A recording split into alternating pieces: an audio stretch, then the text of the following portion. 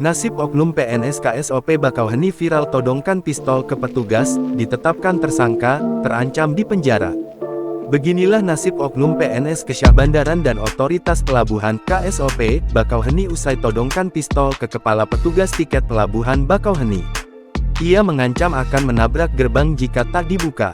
Kini ditetapkan menjadi tersangka penodongan senjata, oknum PNS Kantor Kesyahbandaran dan Otoritas Pelabuhan KSOP Bakauheni berinisial MAI 55.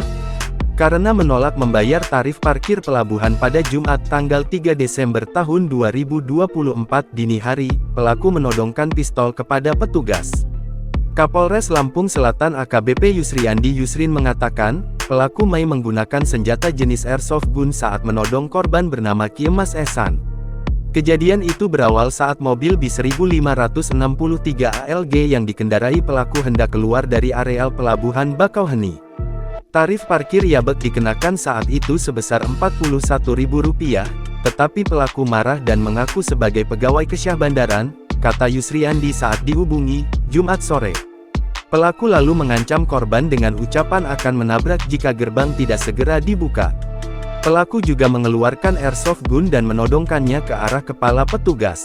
Pelaku bahkan sempat melepaskan tembakan 1 kali, meski tidak mengenai korban, katanya. Akibat ancaman tersebut, petugas loket yang merasa terancam akhirnya membuka gerbang dengan menggunakan nomor polisi bebas kantor. Yusriandi mengatakan, pelaku saat ini sudah ditangkap dan masih dalam proses pemeriksaan di Mapolres Lampung Selatan.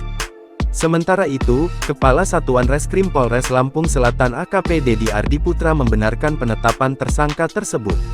Dedi mengatakan, penetapan MAI sebagai tersangka dipastikan setelah pihaknya melakukan gelar perkara di Polres Lampung Selatan pada Sabtu tanggal 4 Januari tahun 2025 pagi.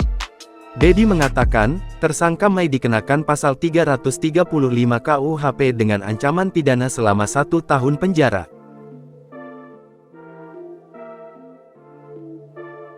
Download Tribun X sekarang, menghadirkan lokal menjadi Indonesia.